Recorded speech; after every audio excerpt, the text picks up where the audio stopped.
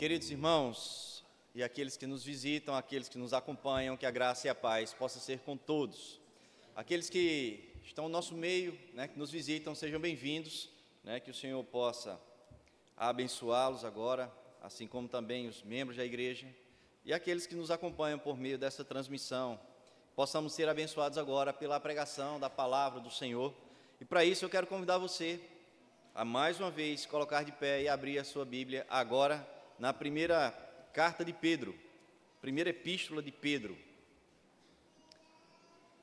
Como falei pela manhã, nós estaremos dando início hoje a uma curta série de sermões baseados nessa carta. E hoje estaremos expondo os 12 primeiros versículos dessa epístola. 1 Pedro, no início da carta, 1 Pedro, do 1 ao 12.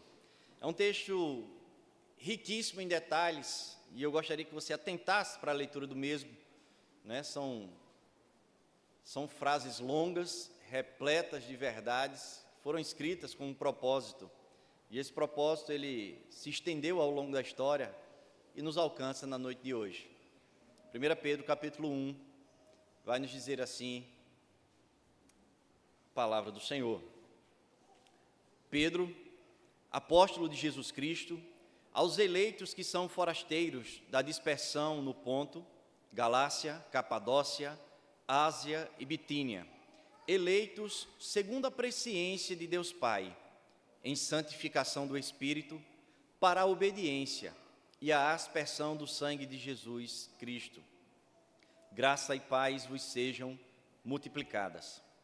Bendito Deus e Pai do nosso Senhor Jesus Cristo, que segundo a sua muita misericórdia, nos regenerou para uma viva esperança, mediante a ressurreição de Jesus Cristo dentre os mortos, para uma herança incorruptível, sem mácula, imacessível, reservada nos céus para vós outros, que sois guardados pelo poder de Deus, mediante a fé, para a salvação preparada, para revelar-se no último tempo. Nisso exultais, embora no presente, por breve tempo, se necessário, sejais contristados por várias provações, para que, uma vez confirmado o valor da vossa fé, muito mais preciosa do que o ouro perecível, mesmo apurado por fogo, redunde em louvor, glória e honra na revelação de Jesus Cristo, a quem, não havendo visto a mais, no qual não vendo agora, mas crendo, exultais com alegria indizível e cheia de glória, obtendo o fim da vossa fé, a salvação da vossa alma. Foi a respeito desta salvação que os profetas indagaram e inquiriram, os quais profetizaram acerca da graça a vós outras destinada, investigando atentamente qual a ocasião ou quais as circunstâncias oportunas indicadas pelo Espírito de Cristo que neles estava, ao dar de antemão testemunho sobre os sofrimentos referentes a Cristo e sobre as glórias que os seguiriam. A eles foi revelado que, não para si mesmos, mas para vós outros, ministravam as coisas que agora vos foram anunciadas por aqueles que, pelo Espírito Santo enviado do céu, vos pregaram o Evangelho, coisas essas que anjos anelam perscrutar. Amém. Você pode sentar, manter hoje mais do que nunca a sua Bíblia aberta. Vamos orar buscando o favor do Senhor. Senhor nosso Deus, o Deus que concede a salvação aos homens, o Senhor que já nos presenteou com essa dádiva, com essa graça, o Senhor que continua a instruir o teu povo dia após dia, estendendo de forma bondosa, misericordiosa e graciosa esse meio de graça na vida do homem. Nós rogamos o teu favor mais uma vez, para que a tua palavra ela seja explicada, compreendida, entendida e aplicada às nossas vidas. É assim que nós oramos em nome de Cristo Jesus. Amém. Irmãos, como eu falei no início, um texto repleto de informações, um texto que precisamos de bastante atenção para extrairmos dele todas as orientações que Pedro intentou passar para os seus ouvintes, mas que ao longo de anos, né, de gerações, a palavra do Senhor, ela nos encontra nesta noite. E para iniciarmos, né, eu gostaria de perguntar se você já passou por alguma situação onde você foi inocentado, onde você nem tinha aprontado, mas levou a culpa, e alguém se compadeceu de você e lhe forneceu perdão. Já passou por isso? É muito bom essa sensação, né? A sensação de ser inocentado. Já imaginou quando você era pequeno e alguém aprontou e pôs a culpa em você, e de repente você estava diante do castigo, mas alguém viu a cena e disse assim, não foi ele, não foi ela. Que alívio nós sentimos, né? Que alívio nós sentimos de não ter que pagar por algo que não cometeu, de receber uma sentença que seria difícil de cumpri-la. Agora imagine o contrário, imagine você sendo o culpado realmente por tal situação, por tal ato. E aí eu gostaria que você fizesse um esforço agora e fosse, ao passo que eu for falando aqui, construindo um cenário na sua cabeça. Imagine que você tenha consciência de que as suas mãos estão sujas e cheias de provas, e essas provas irão lhe incriminar. Embora você até seja uma boa pessoa e ache que aquilo que você fez não é algo demais, mas você está prestes a ser incriminado. Imagine agora você indo para a cadeira dos réus. Imagine aqueles cenários de júri norte-americano que mais cedo ou mais tarde, uma vez ou outra, nós já assistimos alguma série, algum filme. Imagine aquela cena, você adentrando aquela sala, um juiz prestes a ouvir aquele testemunho seu e as testemunhas, alguém lhe conduzindo para aquela sala fria. Imagine esse cenário. Imagine o martelo do juiz prestes a bater sobre aquela mesa, lhe trazendo uma condenação. Mas parece aqueles filmes que já acompanhamos há algum tempo atrás. Imagine agora que, antes do martelo do juiz bater, aparece naquela sala uma correspondência. Essa correspondência é entregue ao juiz, ela é lida em silêncio pelo juiz, e aos poucos a sua fisionomia, que até então era fechada, ela vai sendo transformada. O seu martelo, que estava apto a condená-lo, é deixado de lado.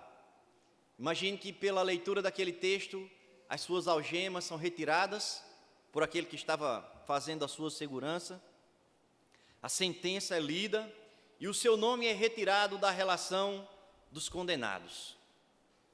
Que alívio! O que é que tinha naquele papel? A sua sentença de libertação. E aí você sai por aquela sala, é convidado a sair por aquela sala, você olha para trás e nunca mais você esquece daquela cena. O dia que você recebeu a liberdade. Ou será que um feito desse pode cair no esquecimento de alguém? Imagina que isso acontecesse na vida real com você. Você seria capaz de olhar para trás, esquecer, apagar aquele dia onde a sua liberdade ela foi publicada? Se pararmos para analisar, será que essa história ela realmente não se parece com a nossa? Talvez você nunca tenha estado numa sala, num júri, talvez você nunca tenha estado algemado e prestes a receber uma sentença. Mas se pararmos para pensar, será que essa não é realmente a nossa história? Será que um dia realmente não estivemos prestes a recebermos a condenação? E bendita a hora onde algo foi lido e o nosso nome foi retirado do rol dos culpados, sendo nós inocentados e justificados. Essa é a história do povo de Deus. Essa é a história daqueles que dia após dia estão sendo acrescidos à igreja do Senhor espalhado na face da terra. A grande pergunta é: temos esquecido desse tão belo dia? Talvez o dia, a data no calendário, talvez isso você já não lembre mais. Mas o que nós não podemos esquecer foi desse ato na vida de cada um. Nós iniciaremos uma breve série de sermões na primeira epístola de Pedro, e para isso nós precisamos entender alguns pontos importantes dessa carta, né? Quando a gente fala epístola e carta, são a mesma coisa. O objetivo de Pedro nessa epístola é exortar os fiéis a uma negação do mundo e a um menosprezo por ele, de modo que, estando eles livres das paixões carnais e de todos os obstáculos terrenos, possam eles, de toda a sua alma, de forma plena, desejar o reino espiritual de Cristo, para que, sendo elevados pela esperança e sustentados pela paciência, além de serem fortalecidos pela coragem e perseverança, com todo esse apoio, eles possam vencer os tipos de tentações ao longo da sua vida terrena. E no início da epístola, Pedro ele dirige-se aos seus leitores com um discurso no qual ele ensina verdades fundamentais do cristianismo, respondendo assim à doutrina da eleição e à doutrina também da Trindade. Quando Pedro ele resolve escrever essa epístola, ele estava em Roma, e ele também se refere a esse lugar como a Babilônia, né? E a carta ela foi escrita entre os anos 60 e 68 depois de Cristo. E o seu público provavelmente seria composto de cristãos pagãos, não de cristãos judeus, mas de pagãos, né? De gentios, de pessoas que foram convertidas ao Evangelho. Pedro ele busca animar os seus leitores em meio a dificuldades que eles estariam passando. A gente vê que ele fala momentaneamente, e ao longo dos sermões nós vamos ver algumas dessas dificuldades. Não existe na carta nenhuma perseguição oficial determinada por lei, mas os sofrimentos eles eram as provações comuns para os cristãos do primeiro século. Se nós tivéssemos tido o privilégio de vivermos no primeiro século, talvez nós tivéssemos passado por algumas dessas dificuldades, que incluíam injúrias, acusações, calúnias de mau procedimento, a própria exclusão social, a violência por parte da polícia local. Esses e outros eram alguns elementos que compunham a perseguição enfrentada pelos cristãos naquele contexto. E essa carta, alguns pontos são de extrema importância, a gente não pode perdê-los de vista. Nós estaremos estudando um outro estilo, né, de livro, aqui no caso uma carta, e alguns objetivos eles estão presentes desde o início ao final da correspondência, né, da carta. E um dos principais pontos são, Pedro ele vai enaltecer aqui, na verdade ele vai falar de forma mais enfática sobre o maravilhoso privilégio de ver a grande salvação de Deus em Jesus Cristo. Ele vai falar sobre as diversas responsabilidades que são decorrentes da salvação. Ele vai falar que os cristãos eles devem ser santos, devem amar uns aos outros e se consagrarem, ou seja, viverem para a glória de Deus. Ele vai falar sobre o relacionamento dentro e fora da igreja, mantidos de acordo com o padrão da Escritura. Assim como também ele vai falar sobre o sofrimento que os cristãos passariam por serem perseguidos, ou melhor, por serem seguidores de Jesus Cristo, e como deveriam encarar isso de forma correta. Ele inicia, na verdade, a sua carta, trazendo à memória aquilo que jamais poderia ser esquecido. Eu queria que você não pudesse apartar-se da cena que você foi construindo na introdução do sermão, a cena do júri. Eu queria que você não esquecesse disso. Eu queria que você, ao passo que se colocou naquela sala de júri, e que todos nós, não literalmente, mas um dia passamos por ela, e um dia recebemos a sentença, um martelo que estava prestes a nos condenar, a nos enviar pela quebra de todos os mandamentos, pela rebeldia do ser humano para com o Senhor. Aquele martelo foi posto de lado, porque a sentença nos foi dada por meio de Cristo Jesus. Se isso já aconteceu na sua vida, se a salvação, ela já foi outorgada, já foi dada, já foi lhe entregue, lhe presenteada, assim como os leitores que receberam a carta de Pedro, nós não podemos esquecer de tão grande feito em nossas vidas. Nós não podemos permitir, no caso dele, as perseguições iriam esfriar a fé de alguns, mas nós não podemos permitir, nós não vivemos essas mesmas perseguições, mas existem tantas outras coisas que podem esfriar a nossa fé. E assim como os leitores, eles tiveram a sua atenção chamada por meio dessa correspondência, a palavra do Senhor também nos chama a atenção na noite de hoje. a doutrina da eleição, melhor, a epístola, ela é bem prática, e na verdade as aplicações, elas já são meio que distribuídas ao longo de toda a carta, e ela tem muito a nos falar. Embora nós sejamos um público bem diferente dos leitores que receberam essa carta em mãos, ou melhor, será que nós teríamos algo em comum? O que é que aqueles cristãos não poderiam perder de vista? A carta ela foi escrita para cristãos que eram conscientes da salvação em Jesus Cristo e já estavam sentindo na pele o peso dessa graça. Eles estavam sentindo na pele, literalmente, o que era ser um cristão no primeiro século. Nós já estamos vários séculos à frente deles. Mas será que nós sentimos na pele o que é realmente servir e seguir a Jesus Cristo? Outra coisa clara na epístola, que é a doutrina da eleição, ela serve de verdadeiro consolo e grande encorajamento para o povo de Deus. Ao eleger seu povo, Deus exige dele uma resposta de gratidão. Ele espera que essas pessoas obedeçam aos seus mandamentos e façam a sua vontade. Apesar disso, Ele conhece as nossas fraquezas, Ele sabe das nossas fragilidades e está ciente de que, por vezes, nós caímos em pecado. E assim, Ele colocou a nosso dispor o poder santificador do Espírito e o efeito duradouro da aspersão do sangue de Cristo Jesus. São palavras que nos trazem consolo, são palavras que nos trazem conforto. Trouxeram e levaram aos primeiros leitores dessa carta e continuam trazendo e permitindo esse conforto chegue também aos nossos corações. Convido você agora a voltar os seus olhos para o texto. E aí no versículo 1 e 2, a carta ela inicia revelando quem é o autor e para quem a mesma foi escrita. Pedro lembrou seus leitores da posição segura e privilegiada deles como objeto da escolha soberana de Deus.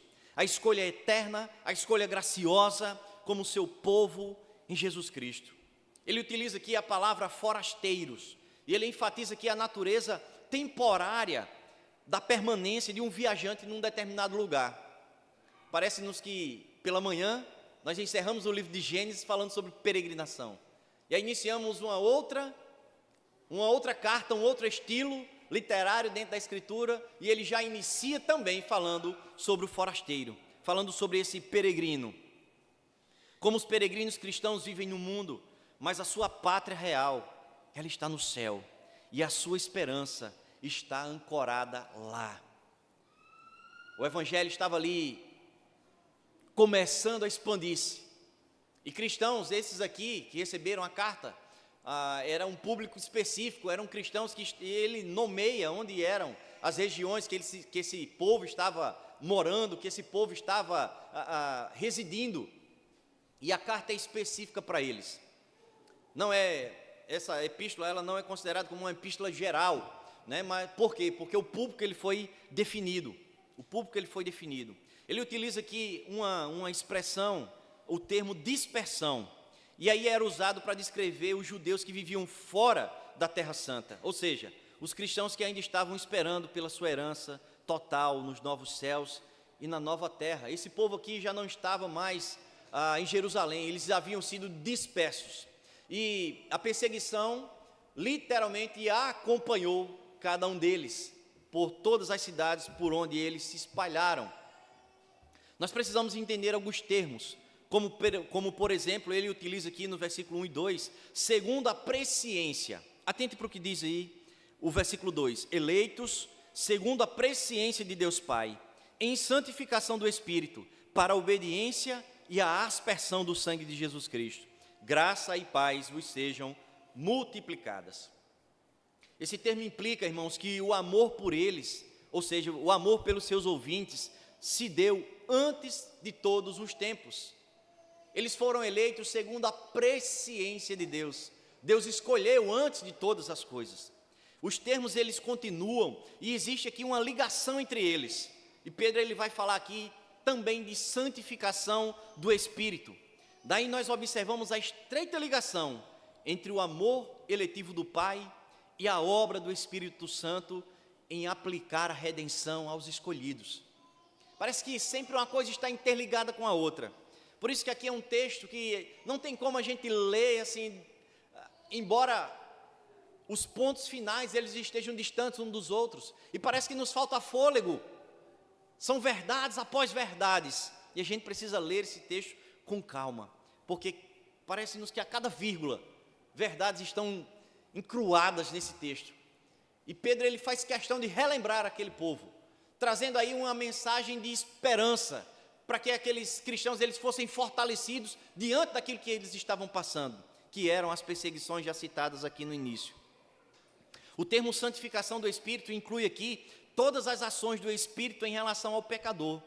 Para separá-lo do pecado, ele inclui a santificação no sentido progressivo. Nós somos chamados a caminharmos de forma progressiva em santidade.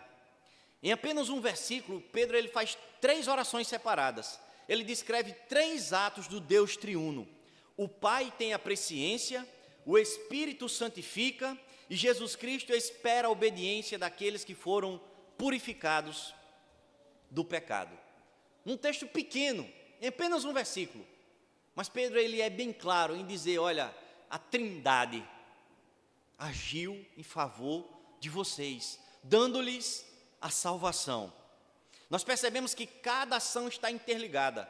A próxima expressão usada por Pedro é para obediência.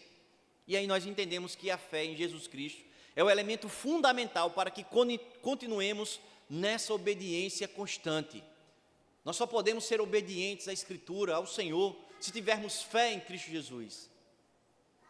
Se quando bater o desespero, como vimos aqui hoje pela manhã, quando a Escritura nos mostra que nós não temos condições nenhuma de cumprir a sua palavra fielmente, só nos resta apontarmos para Cristo Jesus, aquele que cumpriu de forma plena, de forma perfeita, toda a lei do Senhor. Precisamos acreditar, precisamos ter fé em Cristo Jesus, para que possamos caminhar nessa vida de obediência. E aí ele vai finalizar a saudação, dizendo, graça e paz vos sejam multiplicadas. Essa saudação era também uma bênção e tinha muita importância para os cristãos sofredores. E aí a gente precisa entender, irmãos, que a graça, ela é o amor de Deus que protege os pecadores, por causa da identificação deles com Cristo. E a paz é a condição de estar reconciliado com Deus por meio de Jesus. Então Pedro está dizendo, olha, que a graça, que esse favor, e que a paz, ou seja, a consciência de vocês, com relação à obra de Deus nas suas vidas, possa ser multiplicada. Possa ser multiplicada. Dos versículos 3 ao versículo 12, parece-nos, como eu já disse, faltar fôlego para tantas verdades expressas nesse texto. E para absorvermos, precisamos ter um pouco de calma. Pedro traz como objetivo principal da carta, irmãos, a certeza da salvação dos cristãos. Pedro encorajou seus leitores perseguidos com a descrição da certa e gloriosa salvação deles, por meio da obra de Jesus Cristo. É como se Pedro estivesse dando um sacode em seus leitores, dizendo, isso vocês não podem esquecer, disso vocês não podem abrir mão.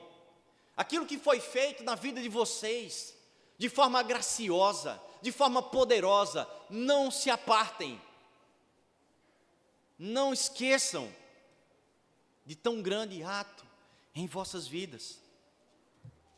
Esse é o principal objetivo, é encorajar esses leitores. E aí a gente vai agora para a ação de graças, a partir do versículo 3.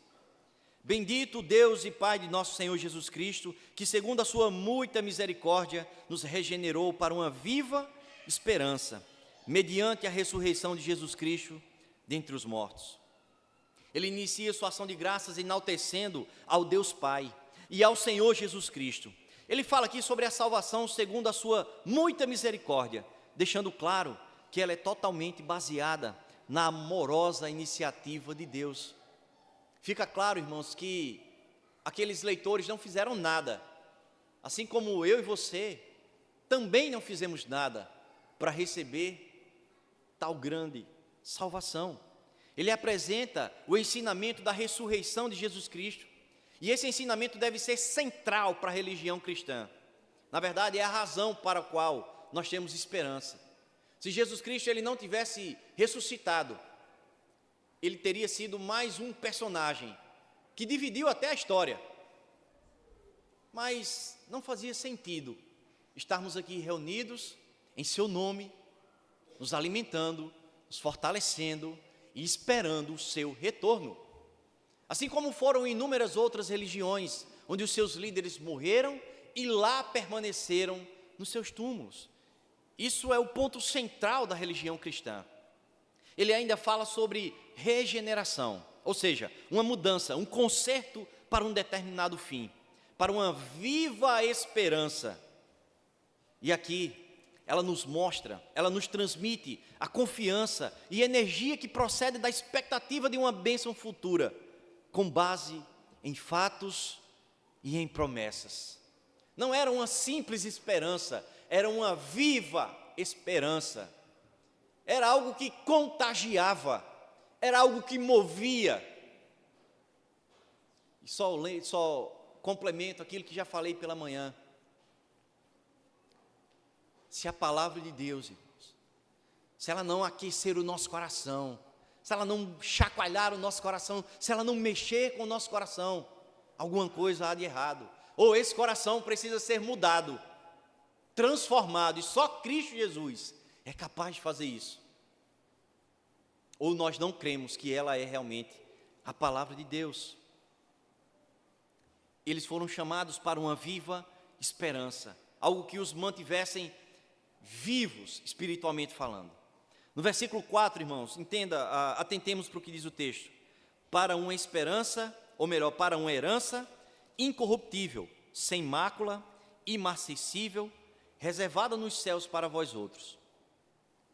A cada vírgula do texto, nós precisamos parar e meditarmos em toda a palavra do discurso de Pedro. Ele agora fala sobre uma herança, e essa é a palavra-chave. Essa herança, ela não podia ser esquecida. Essa herança, tratando-se aqui da salvação, ela não poderia ser esquecida ao passo dos anos, ao passo dos dias, ao somatório de diversas situações envolvendo elas, perseguições. Essa herança, ela não podia ser esquecida. Esse termo, ele remete, na verdade, ao Antigo Testamento, que identifica a terra prometida como herança de Israel. Só que a herança de Israel, porém, ela nunca esteve em segurança.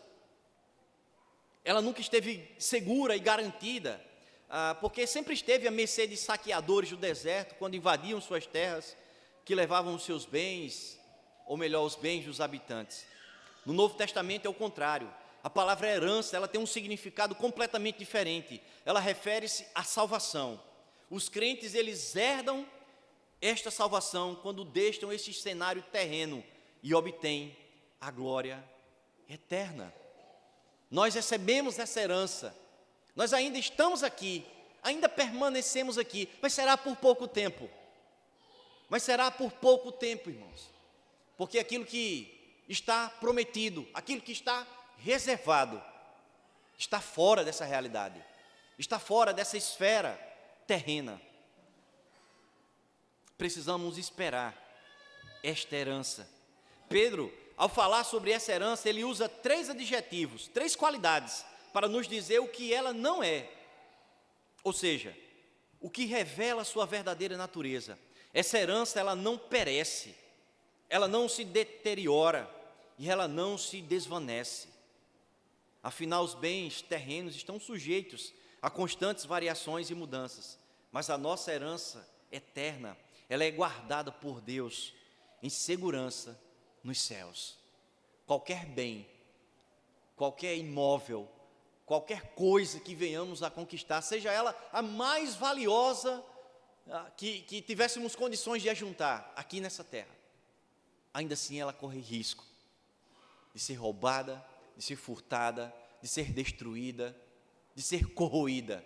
Mas a nossa herança, aquela que é dada aos cristãos, aquela que é dada ao povo de Deus, essa é guardada nos céus pelo Senhor. Essa herança só pode ser desfrutada por um filho de Deus. Ela se dá pelo novo nascimento. Os cristãos, eles são herdeiros de Deus e co-herdeiros com Cristo. E nós podemos ver isso em Romanos capítulo 8, versículo 16 e 17, quando a Escritura vai nos dizer: o próprio Espírito testemunha ao nosso Espírito que somos filhos de Deus. Se somos filhos, então somos herdeiros, herdeiros de Deus e co-herdeiros com Cristo, se de fato participamos dos seus sofrimentos, para que também participemos da sua glória. Pedro está falando, aquilo que você tem sofrido, aquilo que vocês têm sofrido, é lógico, não se compara àquilo que o Senhor Jesus sofreu por amor a vocês.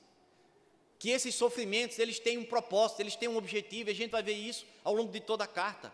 É uma carta que traz palavras de incentivo, de alegria, tentando motivar, pela motivação correta, é lógico, aqueles cristãos a perseguirem, ou melhor, a prosseguirem nessa caminhada. E logo em seguida, Pedro vai explicar como essa herança ela é completa na salvação. O versículo 5 vai nos dizer que sois guardados pelo poder de Deus, mediante a fé, para a salvação preparada para revelar-se no último tempo. Que sois guardados pelo poder de Deus. Esse versículo, irmãos, enfatiza tanto a prioridade da divina graça, quanto a importância da ação humana que resulta de tal graça. Os cristãos, nós somos responsáveis por exercitarmos a fé, embora a fé seja um dom de Deus. Nós temos essa responsabilidade. O poder da proteção de Deus, ele é transmitido por meio de um termo militar, ou seja, guardados, o que significa uma defesa vigilante de uma fortaleza.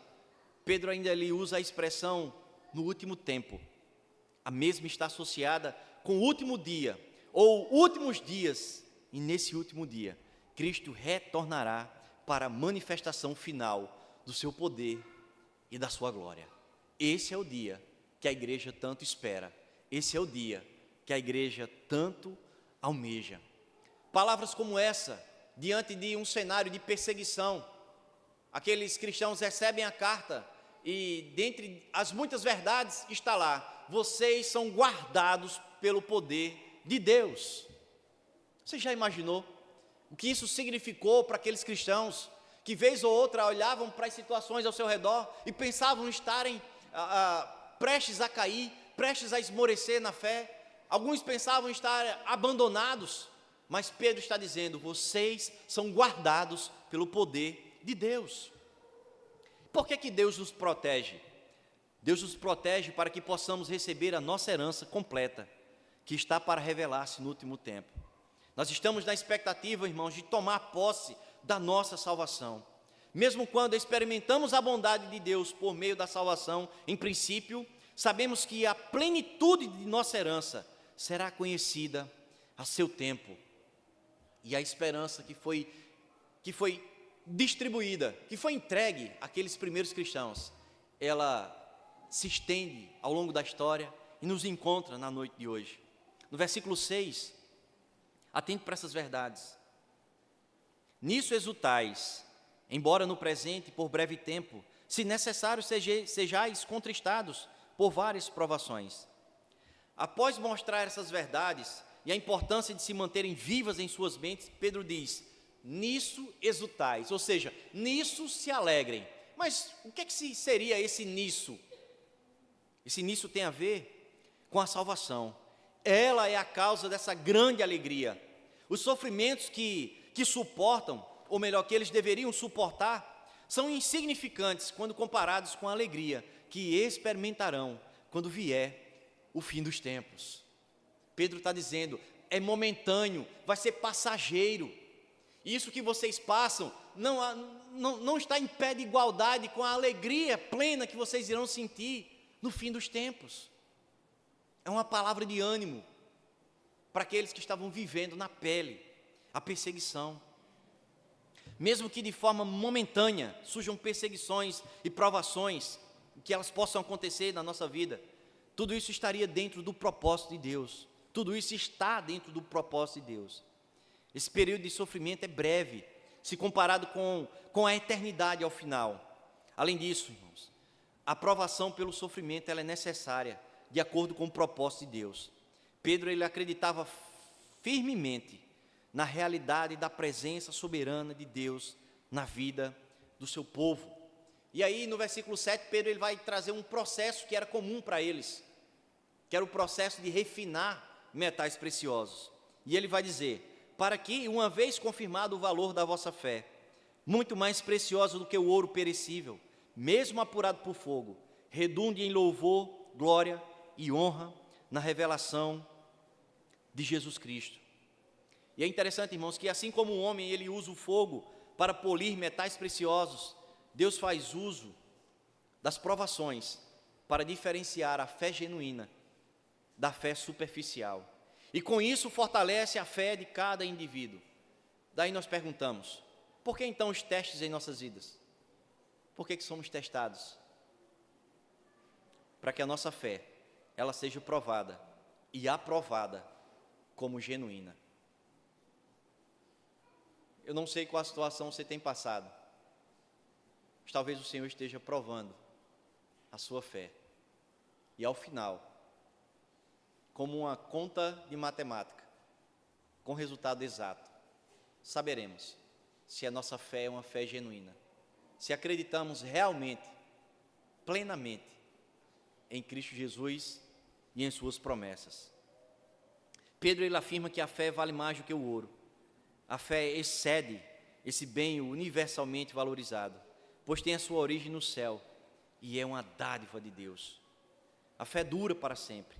O ouro, pelo contrário, acaba se deteriorando com o uso e o seu desgaste.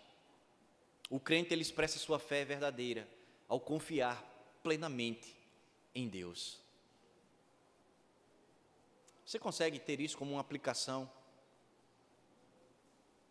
Se fôssemos aqui avaliar a nossa fé, como se avalia, por exemplo, o ouro? Você leva um anel de ouro, uma peça de ouro para um especialista e ele vai dizer quantos quilates tem aquela peça. E isso retrata a pureza daquele ouro. Se tivéssemos condições hoje de verificar a nossa fé, seria uma fé genuína? Seria algo passageiro? Seria um ouro de tolo? Já ouviram essa expressão, né? Como seria a nossa fé? Ele sabe que o seu Deus, segundo a sua riqueza em glória, há de suprir em Cristo Jesus cada uma das suas necessidades. Filipenses 4,19 vai nos dizer: o meu Deus, segundo a sua riqueza, as suas riquezas, suprirá todas as vossas necessidades em glória, por Cristo Jesus. Pedro ele traz a ideia do purificar, traz a ideia de eliminar impurezas, para que fique ali apenas o mais precioso. E Pedro está trazendo a ideia de que a fé, ela sobressai os metais mais preciosos, como é o exemplo do ouro. A ideia que fica clara, não é o homem se enaltecer após as provações, mas sim o resultado da prova possa glorificar a Cristo Jesus. Somente a Ele seja a glória. Somente a Cristo seja a glória.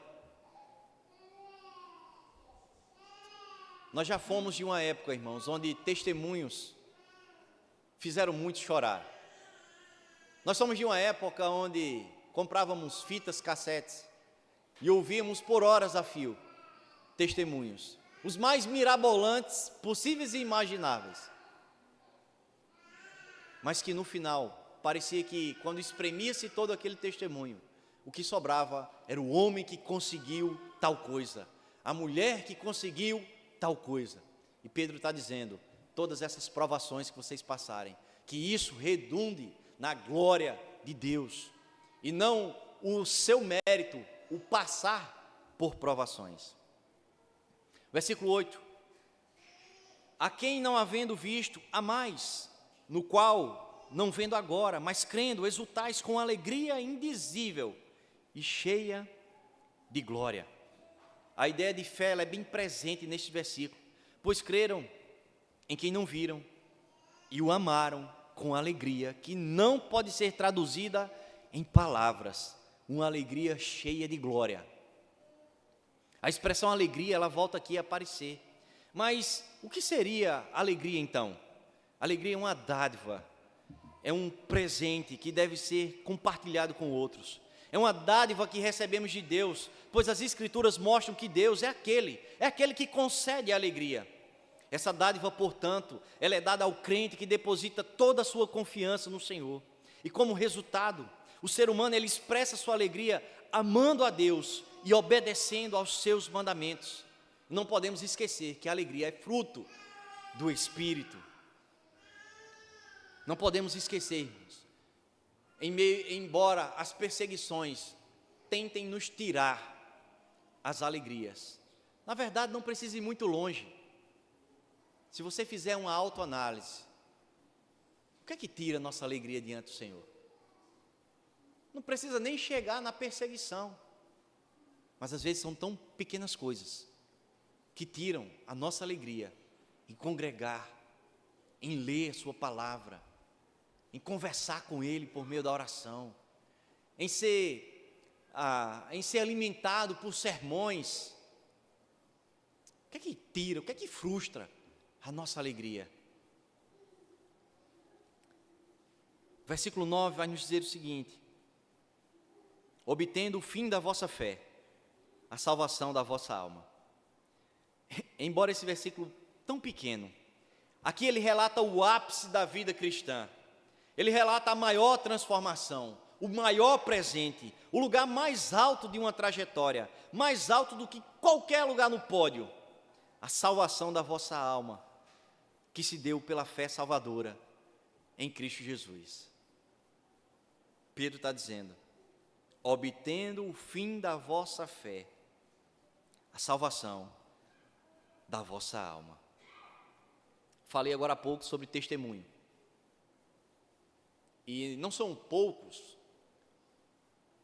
todos aqueles que, por meio das redes sociais, das mídias, na verdade, hoje são gurus da prosperidade, gurus da economia, gurus enfim, são tantos gurus. Esse povo ele pode ganhar o mundo inteiro, mas se eles perderem a sua alma, de nada valeu todo esse esforço.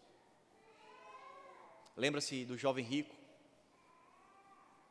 quando se apresenta diante do Senhor e o Senhor sonda-lhe o coração e fala-lhe talvez a maior verdade, dura, mas verdade. Aquele jovem sai dali, triste, porque ele não queria se desfazer daquilo que ele havia já juntado, porque ele era muito rico, mas a sua alma se perdeu.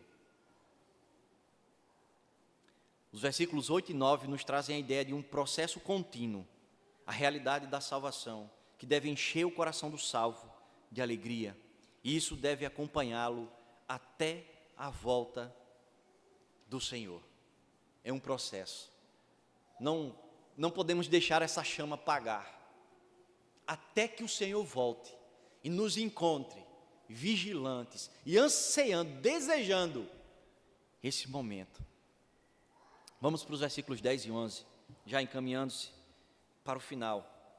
Foi a respeito desta salvação que os profetas indagaram e inquiriram, os quais profetizaram acerca da graça a vós outros destinada, investigando atentamente qual a ocasião ou quais as circunstâncias oportunas indicadas pelo Espírito de Cristo, que neles estava, ao dar de antemão testemunho sobre os sofrimentos referentes a Cristo e sobre as glórias que os seguiriam. Pedro agora ele traz à tona o trabalho dos profetas.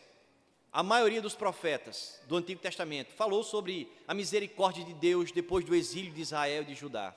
Eles sabiam, irmãos, que Deus tinha prometido não somente a restauração graciosa de Israel, mas também a inclusão misericordiosa dos gentios entre os povos de Deus. Os profetas não tinham conhecimento sobre esses acontecimentos em muitos detalhes, mas Pedro disse que eles almejavam saber mais, quando ele menciona a expressão indagar e inquirir. Os profetas recebiam a palavra do próprio Deus. E eles estavam curiosos por mais. Eles estavam curiosos para saber o que iria acontecer, por ocasiões, por datas.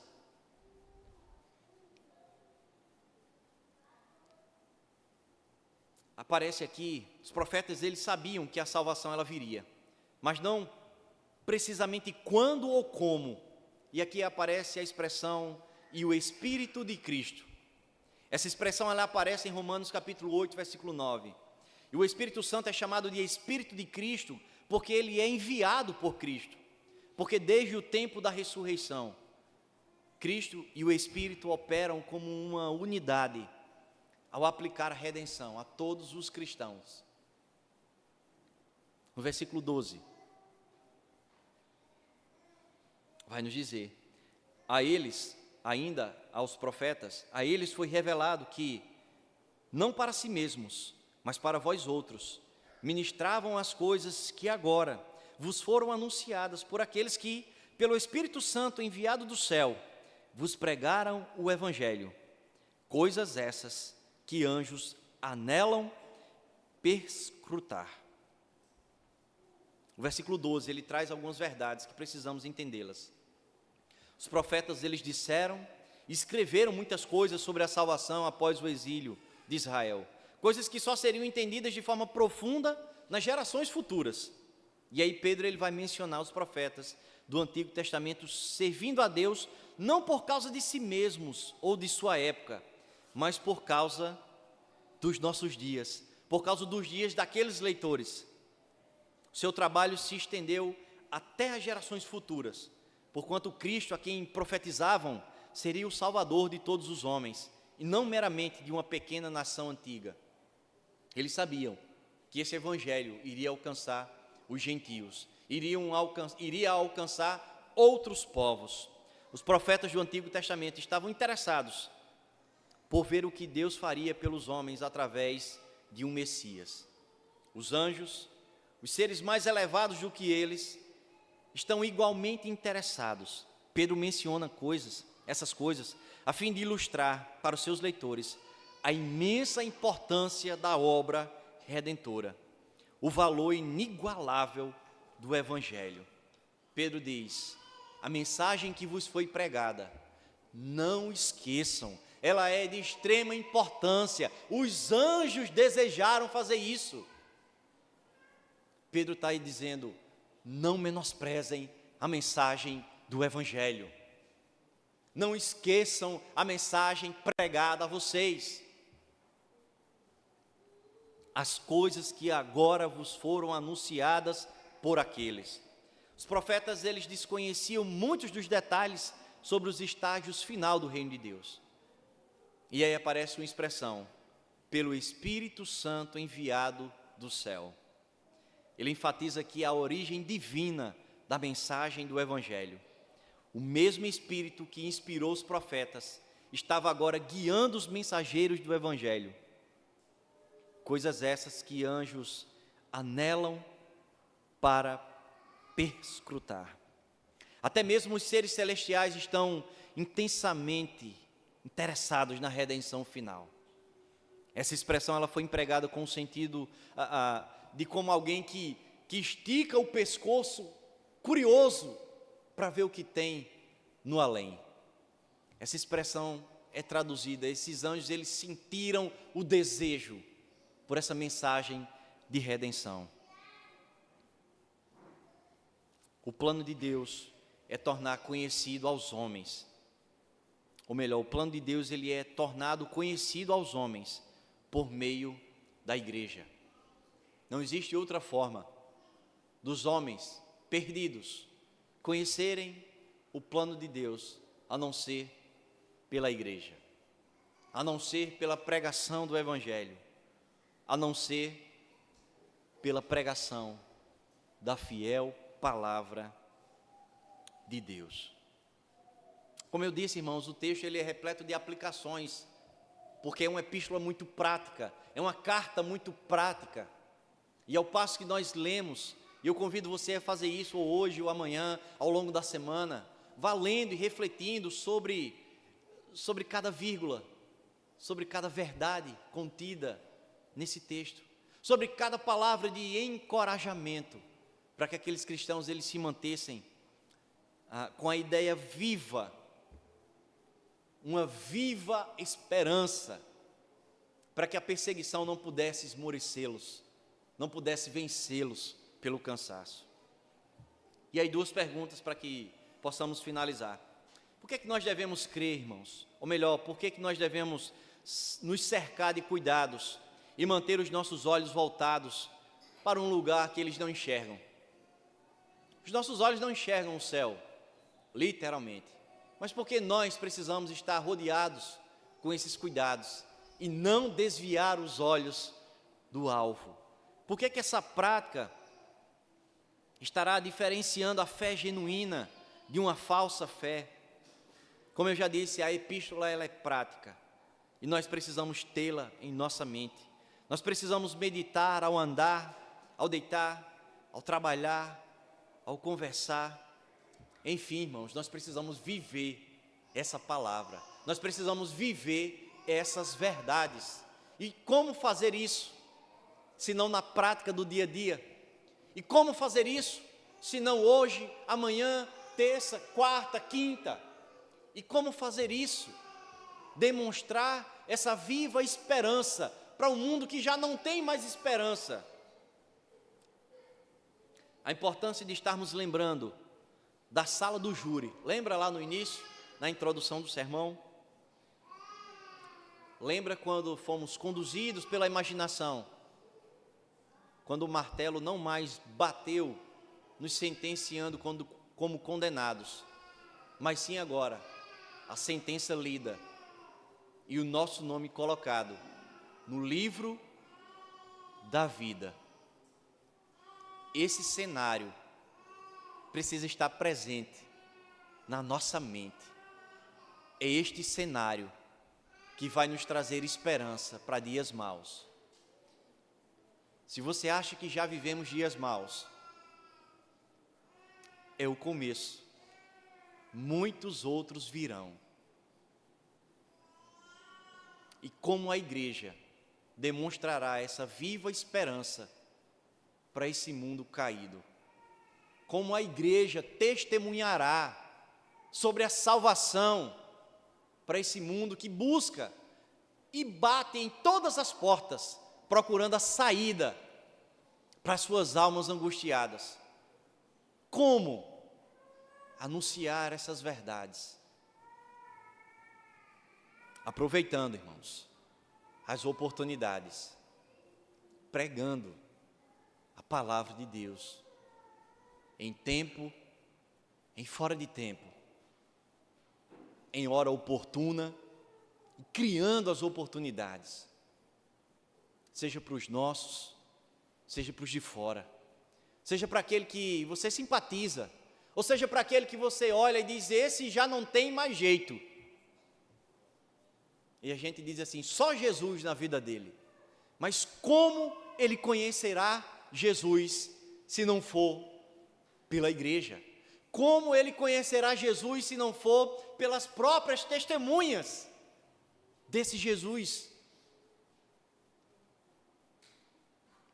Nós precisamos trazer à memória, irmãos, aquilo que nos dá esperança. Nós vamos olhar o mundo ao nosso redor e a pergunta é, quanto tempo nós suportamos assistir os jornais do dia a dia? Por quanto tempo você consegue ligar um telejornal e ficar ali um bom tempo, analisando aquilo que está à nossa volta? Quais são as expectativas de melhoras que nós temos? Quais são as expectativas de bons dias ou de dias mais leves que nós temos? Cristo nos chama para olharmos para Ele. Ele venceu o mundo. E mesmo quando estivermos nas tribulações, tenhamos bom ânimo. Esse é o objetivo de Pedro com a sua carta. Animar aquele povo. E a mensagem não era uma mensagem motivacional. Era uma mensagem real. Era uma mensagem que não buscava mexer no ego daqueles homens, daquelas mulheres, mas era uma mensagem que os faria ter esperança. Não existe outra mensagem, irmãos, que possa nos trazer esperança, a não ser a palavra de Deus. E para nós, que já somos cristãos, que já passamos pela transformação, pela mudança de vida,